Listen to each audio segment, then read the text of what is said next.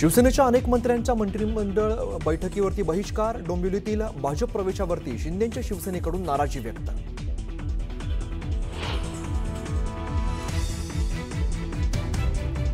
उल्हासनगरमध्ये तुम्ही सुरुवात केली, शिवसेनेने पक्षप्रवेश द्यायचे आणि भाजपानं नाही हे चालणार नाही।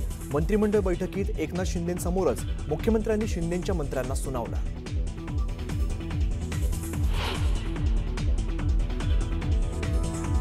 मंत्रिमंडळ बैठकीवरती बहिष्कार टाकला नाही, एकनाथ शिंदे बैठकीत होते। उदय सामंत यांचं स्पष्टीकरण, फडणवीस राज्याचे प्रमुख, त्यांना भेटण्यात गैर काय अशी विचारणा।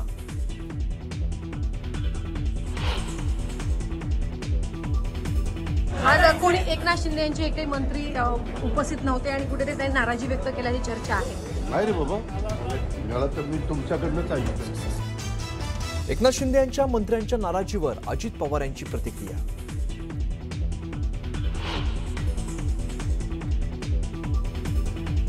याला म्हणतात चोर मचाय शोर। महायुतीतील नाराजी नाट्यावरून आदित्य ठाकरेंनी शिंदेंच्या शिवसेनेला डिवचलं। आज कोणतरी परत गावी जाणार असं म्हणत एकनाथ शिंदेंना लगावला टोला।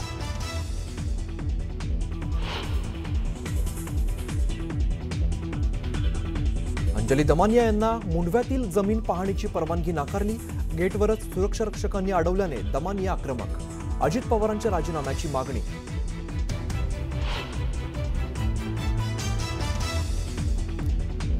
बारामतीत अजित पवारांच्या घराबाहेर जादू टोण्याचा प्रयत्न। बारामतीतील घराबाहेर अघोरी पूजा केल्याचं समोर। धक्कादायक प्रकारामुळे खळबळ।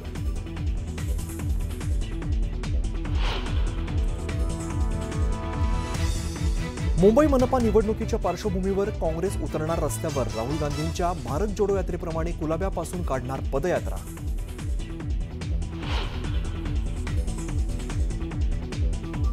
शिवसेना आणि भाजप एकमेकांविरोधात लढण्याचा प्रश्नच येत नाही।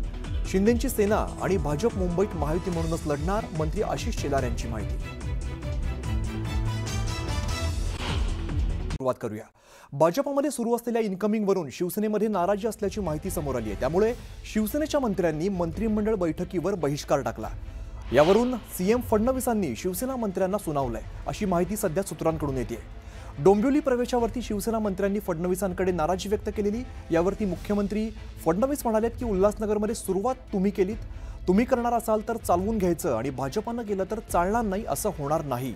इथून पुढे आता एकमेकांना प्रवेश देऊ नका, पण पथ्य दोन्ही पक्षांनी पाळावं असं मुख्यमंत्र्यांनी सुनावलंय।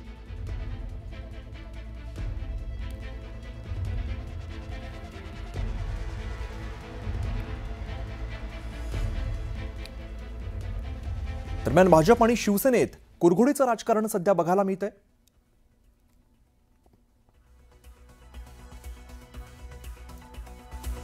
तर उल्हासनगरमध्ये तुम्ही सुरुवात केली असं मुख्यमंत्र्यांनी सांगितलेलं आहे।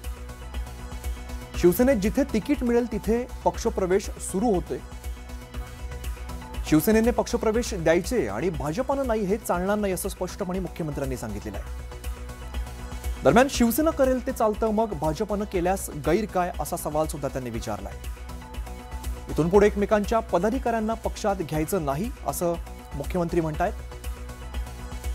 तर दोन्ही पक्षांनी पथ्य पाळली पाहिजेत असं सुद्धा मुख्यमंत्री फडणवीसांनी सांगितलंय। दरम्यान शिवसेनेमध्ये नेमकी नाराजी काय आपण बघूया। शिंदेंचे जवळचे माजी नगरसेवक भाजपाच्या गळाला लागलेले आहेत। त्यामुळे कल्याण असेल, डोंबिवली, बदलापूर, छत्रपती संभाजीनगरमध्ये शिंदेंना मोठा धक्का बसतोय। शिवसेनेच्या बड्या स्थानिक नेत्यांचे धडाधड भाजपामध्ये प्रवेश होत आहेत। तसंच भाजपाने अंधारात ठेवून पक्षप्रवेश दिल्याची शिवसेनेने तक्रार केलेली आहे। तसंच बंडखोर शिवसेनेविरोधात लढणाऱ्यांना सुद्धा पक्षप्रवेश दिला जातोय अशी शिंदेंच्या शिवसेनेचं म्हणणं आहे। भाजपाकडून युती धर्माचं पालन होत नाही अशी तक्रार सुद्धा शिंदेंकडून बघायला मिळते।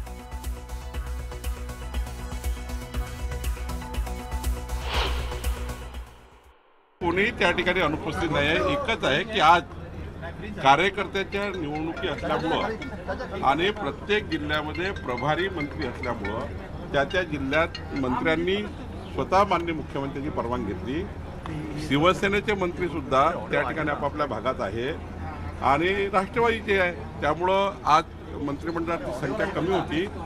एकनाथजी शिंदे साहेब स्वतः बैठकीला होते, माननीय अजितदादा होते, आताही बैठकी सुरूच आहे। आज इन्फ्रास्ट्रक्चर समितीची बैठक झाली, आता फॉरेस्टची बैठक सुरू आहे. त्यामुळं कुठेही त्या ठिकाणी जो एक मीडियामध्ये किंवा काहीतरी परसेप्शन निर्माण करण्यात आला की आजच्या बैठकीत मंत्री नाही आहे, हे चुकीचं आहे. माननीय एकनाथजी, आत्ता आम्ही सर्वच एकत्रच आहोत. आत्ताच एक इन्फ्रास्ट्रक्चर स्टेट कमिटीची बैठक झाली. मला याच्यात मला वाटतं की तुमचा जो काही परसेप्शन निर्माण झाला तो चुकीचा आहे. कुठेही त्या ठिकाणी नाराजी नाही आहे. आम्ही सर्व मंत्री आता बसलेलो होतो. कुठल्याही पक्षाचा महायुतीमधला कुठलाही नेता महायुतीतल्या एकामेकाच्या पक्षात जाणार नाही. पण मधल्या काळात काही अपरिहार्य घटना घडल्या आणि त्यातनं काही भाजपमधून शिवसेनेत गेले, एकनाथजीकडे गेले, एकनाथजीकडे काही अजितदादाकडे गेले, अजितदादाचे काही आमच्याकडे आले. त्यामुळं काही काळ या अशा पक्षप्रवेश झाले आहेत. पण माननीय मुख्यमंत्री देवेंद्र फडणवीसजी, एकनाथ शिंदेजी, अजितदादा पवारसाहेब हे तिघेही नेते त्या ठिकाणी बसून याबद्दलचा निर्णय घेतील. त्यामुळं मला असं वाटतं की थोडा या ठिकाणी काही नाराजी तयार झाली असेल, पण आजच्या बैठकीत हा कारण नव्हता. शिंदेंकडून लोक जात आहेत म्हणून शिंदेंनीही त्रागा करायचं काही कारण नाही. कारण जेव्हा जहाज बुडत असतं तेव्हा सगळ्यात आधी उंदीर बाहेर पडतात. तुम्ही ज्यांना वाघ म्हणून सोबत घेतलेलं आहे ते सगळे उंदीर आहेत हे हळूहळू तुम्हाला कळायला लागेल. जसजसा SITचा, EDचा आणि एकेकाच्या चौकशीचा पाश आवळला जाईल तसतसं सिंहासन डळमळीत व्हायला लागेल. खरं तर जे पेरलं ते उगवत असतं. यांनी जे पेरलेलं आहे त्यांच्याकडेच उगवणार आहे. आता भारतीय जनता पार्टीला दोष देण्यात कोणताही अर्थ नाही. कारण तुम्ही ज्या पद्धतीनं मान्य उद्धवजींची शिवसेना फोडून जसं कृत्य केलं, आता तुम्हाला फोडून पुन्हा एकदा भारतीय जनता पार्टी स्वतःचं महत्त्व ताकद वाढवण्याचे प्रयत्न करते. त्यामुळं पेरलं ते उगवलं असं मला वाटतं. त्यामुळं मला नाही वाटत शिंदे गटाचे लोक काही करू शकतील. नाराजी दूर किंवा नाराजी जवळ काही प्रश्नच येत नाहीये. शेवटी महायुतीचं सरकार आहे. एका कुटुंबामध्ये सुद्धा वादविवाद होत राहतात, परंतु हे शेवटी 3 पक्षाचं सरकार आहे, महायुतीचं सरकार आहे. त्यामुळे थोड्याशा काही मनातल्या भावना ज्या आहेत त्या एक दुसऱ्यांकडे व्यक्त करायच्या असतात. आणि आज माननीय मुख्यमंत्र्यांकडे आमच्या पक्षाचे नेते, उपमुख्यमंत्री आदरणीय एकनाथ शिंदे साहेब आणि आम्ही सगळे मंत्री गेलो होतो आणि आमच्या काही भावना त्यांच्या कानावर घातल्या आणि 10 मिनिटांमध्ये जे काही मनातल्या भावना आहेत त्या व्यक्त केल्यानंतर त्यावर सोल्युशन सुद्धा निघालं.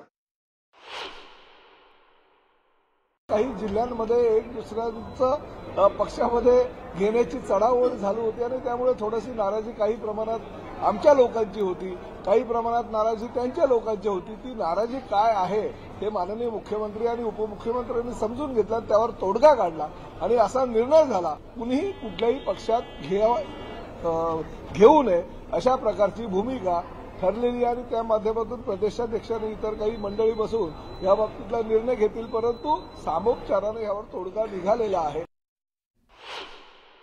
नाराजी नाही असं नाहीच आहे ना.